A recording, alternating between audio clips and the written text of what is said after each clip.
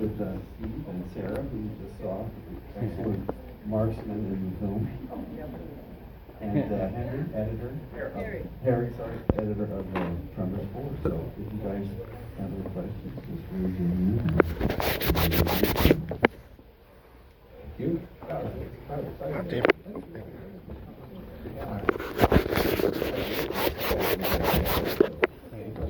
About all the amazing things that made things work that didn't work when we shot them.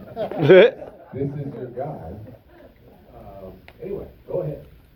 All right, let's see. I'll go all the way to the back. All right. So this is probably my favorite Tremors movie. Yeah. I just want to get that out of the way. Yes. So I was curious. Several of the movies seem to have gone through several scripts. Did this one ever have a script that contained shriekers and ass blasters by chance, or was it always just the Dirt Dragons and Graboids? Always just the Dirt Dragons. What happened was, I told the story earlier today, it makes some didn't hear it. Universal told us when we finished Tremors 3 that was absolutely the last Tremors that would ever exist. People are coming here tomorrow, I just don't know what you're doing. Oh, shots fired. And so we ended the life cycle of the creature. We always try to tie everything together. So we ended the life cycle of the creature with Tremors 3. Literally, I don't think we had finished the film. And they said, no, wait, Tremors 4, Tremors 4, gotta have it. And we said, we don't know what to do. It's going to be hard to do. And I called one of the executives at Universal and I said, is it crazy just to start over and do a Western? He said, I don't care.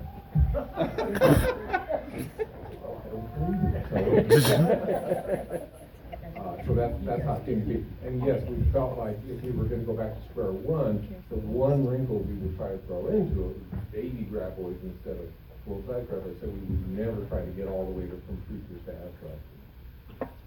That was a long answer. Yes? So Nestor in the first movie says that he's going to take him out with a pickaxe. And a pickaxe is used in the first movie. And then there's like a tiny pickaxe used in the second movie. And then another pickaxe used in this movie. Was that a conscious choice to make that like the stake for vampires? I noticed it myself as we watched all these films together. And I like to think that we said, pickaxes are a theme. Yeah.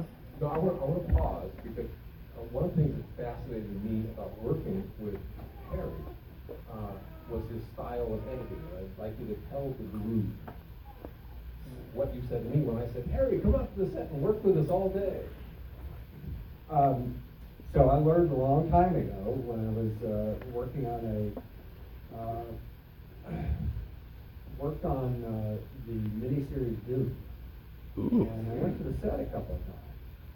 And I found that the perception difference between what I saw in the editing room and what was reality, I was breaking a wall that I decided it was a bad thing to do. So from that point on, I would go to the set occasionally, but I always had felt that it's better to not go to the set, not know what the reality is. Then you can play space and time totally in a filmic way, not in a real way. And because I've had directors all the time tell me that, well, that's the same wall. We saw that in the last scene. I said, no, we didn't. This is a different wall because we set it up different. And so space and time is different. So I did go to the set one time, and I took my 8-year-old son. They were actually pretty close to where I live, and we just kind of hid behind the camera and just had a terrible lunch and around tried to stay with everybody else. I just thought it was fascinating because I thought Harry would want to live on the set with me. And he said, no, I don't want to know what the set looks like. But let me make, so some productions and some producers and some directors are different. There was a movie called Baby Driver. And that director had the editor on set basically live editing. As he was getting cuts, they would get stuff from the camera feed, the video assist, and the editor was cutting right there, and they could, and cutting the music, because they had picked all the songs in advance. And so the director on the set, on the day, was seeing how they put it together. Well, yeah, Oh. and that's more common now, probably, given everything that's being taken. I think there's some more common. I think there is some more common where, well, another thing. I was the editor, the co-editor on The Predator, which was Oh, cool. the one just a few years ago that Shane Black directed. And when we went to do reshoots, when the studio decided that they had cut $200,000 out of the budget early on, and then once they saw the cut, they said, our bad. What? So they sent us back up to Canada for 6 weeks of reshoots with 2 crews. Every day I would get the video feed from the sets. There was 2 units going on all the time. And I would get the video feed from the monitors. And in the morning, because they were shooting at night, because it was all at nighttime, I would cut everything, I would get everything in the morning, cut it together, drive out to the set, and show it to the director every day so he could see what the second unit was doing, and the second unit could see what the first unit was doing. So there was a little bit of more coordination like that, but I know I'm cutting off questions, but we'll get to questions, but Sarah told me a very funny story. Sarah and I have not seen each other since we did this movie. Wow. True. She told me one story about, did you see this movie? I did. Okay, just tell me which one it is. So when they finally come in to attack the store and all of that, we're all trying to shoot things and blah, blah, blah.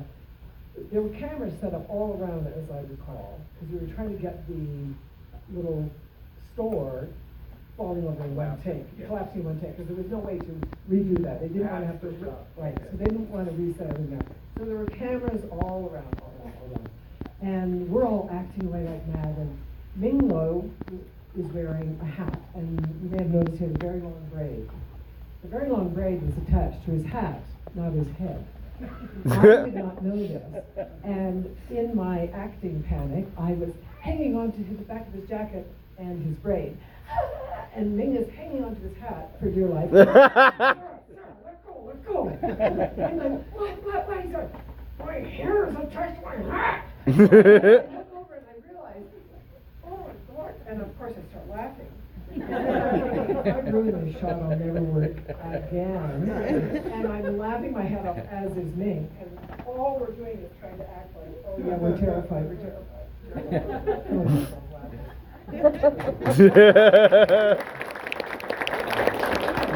you watch the movie, you get what's going on, Will. What? I'm kidding. It's the sequence in which the entire store collapses, and I need to watch it again myself to see. I'm hoping that moment is in there somewhere. I was really looking for it. Oh, yeah? Yeah, we got away with it. You might have seen it, however. Very quietly put it in the drawer. All right, now, so I wanted to get those 2 stories in. Question here. So, Michael had spoke about how he had some gun change for the movie. Did you go through any of that there, or your horse riding trainer or anything like that for the movie? I am not a horse person, and nor do I drive a buckboard in real life. Underneath me, lying on the ground, is the stunt guy driving the buckboard, and I'm just hanging on for dear life and thinking, please don't let me fall off. It was so scary. It was really, really scary. I also don't shoot guns, and that's all fake. Every second. Yeah, it was funny, that wagon,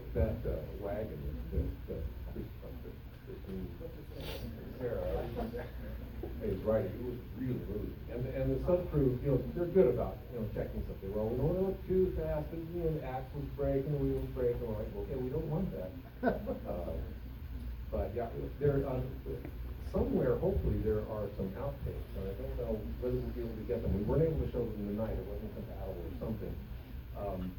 There are some funny outtakes of Michael sort of getting away from him. When Billy Drago whips his pistol out at the mine's location and fires it in the air, Michael's horse takes off for the horizon. Okay, keep going. Yes, back there, Levi. Oh, sir. Did they ever stop ribbing you about the train?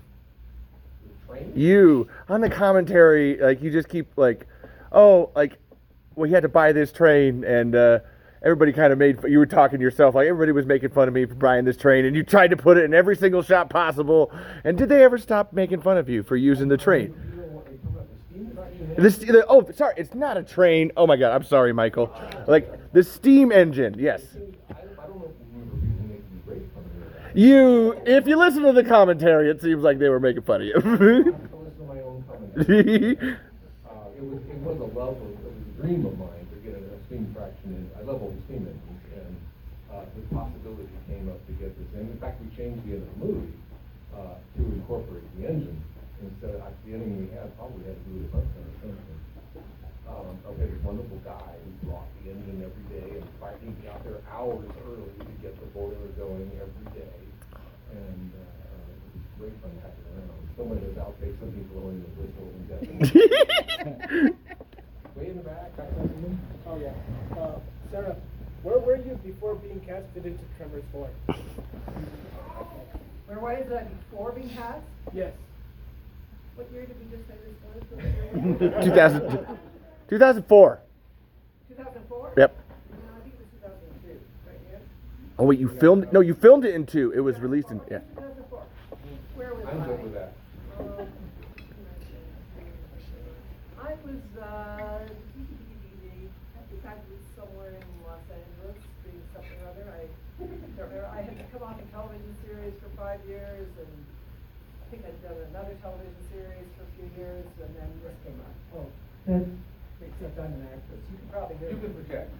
No, then this came up, but yeah, I think I'd been doing The Lot before that, maybe, and something called EMG, which was a news gathering show out of Canada that we did for 5 years.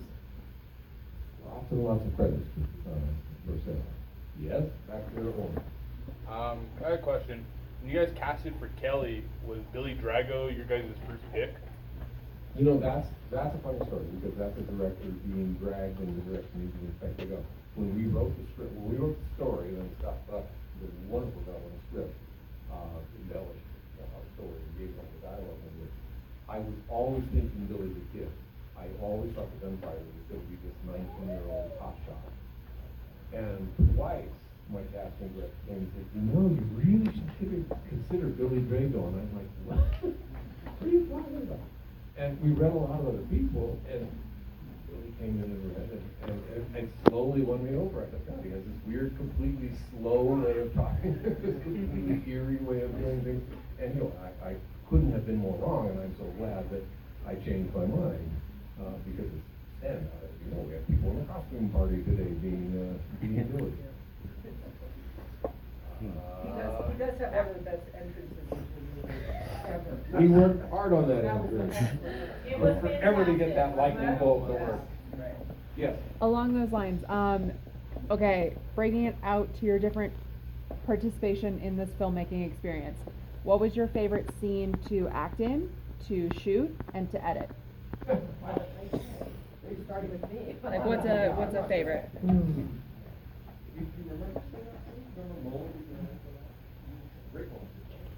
I did a lot of stuff. Kind of anything with Michael is always really fun. He's just one of those actors that's, you know how when he's does his introduction and he's looking at the camera and he's talking to you and you feel like, holy shit, that guy's really talking to me. He really gets in there and talks to you, and he's like that as an actor. So all that stuff is really, really fun. The stuff at the very end with did you call it a Gatling gun? Is that what it's called? That was just really fun. Those few moments leading up to that, and how much fun he had with it and stuff. That was great. Very moments in editing. I also thought that the Gatling gun scene was a lot of fun, because anytime you can, blow up a lot of stuff, one of the challenging scenes, there was actually two scenes. Now that I look at it again, you look, there's a couple scenes in the market. The second scene, if you look on the floor, it's covered with water. And I don't know if it's the first time you shot in that. It was pouring rain. And so there was two scenes where I could barely hear the dialogue. It was raining, because it was, a park. And it was really raining, and so that was the challenge. Yep. Now that, you're going to talk about the Nightmare Story. The first day we got to the set, we had planned, I had all my storyboards with me, and then shoot these exteriors in front of the store, and it began to rain like, it never rains in Los Angeles. And because our sets were tense, the normal thing to do is, we'll have to move inside. So, all right, let's move inside these tents. And it was absolutely deafening, and I'm sure Harry couldn't hear any of it. All the cast had to come back and re-record all their dialogue for those scenes. So we shot scenes in the rain, but the floor is soaked. And of course, there's a scene later in the movie when the lightning is going, when little Sam is supposed to see the guy show up, and that's why there's rain, where we made a point of the floor being wet, and Harry's having to cut it all so you can't see the floor wet in the beginning of the movie. No, those are the nightmare events. We got one here. I can't kill it.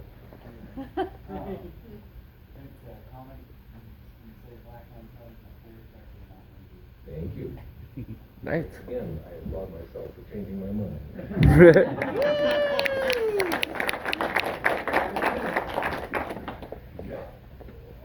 So, the scene where they're jumping out the window and getting the wagon, and Michael falls and hits his back, was that scripted? I don't remember for sure, and Michael might. I'm sorry you can't be here. Because I have seen the film quite a while, and I thought, wow, what a great throwback to the original Tremors. Oh, yeah. And I don't know if we scripted that or not. You told me. Did I? Thank you. Oh. You told me that there was something that you tried to do in all the Tremors movies, was to have one stunt that looked totally real, that didn't look like a stunt. And that was the moment that I always saw that Ron's nodding. Okay. specifically that was the setup. Wow. I said that. Yeah, but that is true. There's a moment in Tremors 1 when the stunt fellow for Kevin Bacon lands on the partially collapsed roof, and it gives way beneath him, and he lands on his back in a really painfully looking way, and it was planned. And when I saw it in dailies, I wasn't there when they shot that, and I came to dailies that night, oh my God, is that guy okay? And Ron said, no, it's all planned, it's all planned. And so, yes, I love stunts that don't look like stunts, because stunt people, they don't want to get hurt, so they roll and make these things, and see that they're protecting themselves. And yes, whoever did the stunt for Michael, in that sense, certainly did it in a painful way. Yeah. So, I mean, is there maybe like some kind of special person that you personally, Steve, met on the set of Tremors 4? Like, is there anybody like important in your life or anything like that who's really cool?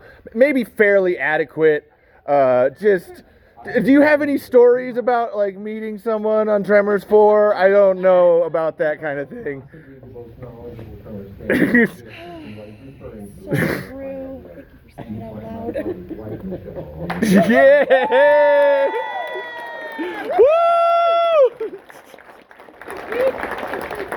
There is another moment, and you may have heard cheering and not understood what was going on, when Black Kelly enters the first time, and he reveals his handgun with silver bangles on it. We had to shoot that second unit, and we couldn't get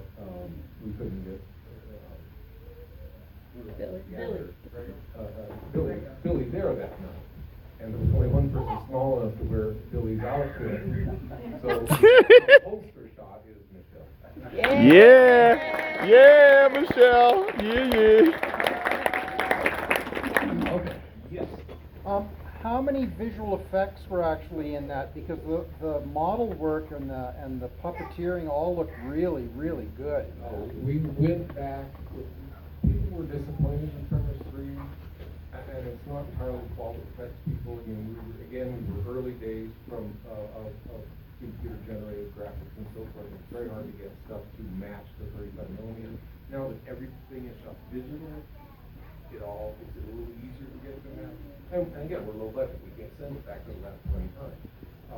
So when Tremors 4 came around, we really pushed the VFX company that came on to do our monsters to do as much practical as they could. We believe there's some opticals and some other things in there. I know there's a couple of CG mini graboids that have done extremely well.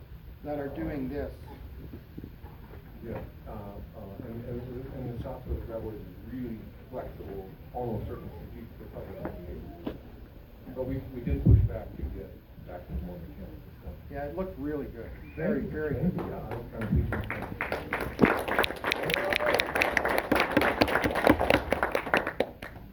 one more back there, yes. I got a question for the editing standpoint. Go ahead. When the two baby dirt dragons actually clothesline the guy, how was that actually editing going towards it? That was exactly what you see on camera. Right, that was a practical thing. We wrote it into the script, and we talked to the stunt guy. Yeah, we can do that. And graboid on a wire going this way, a graboid on a wire going this way.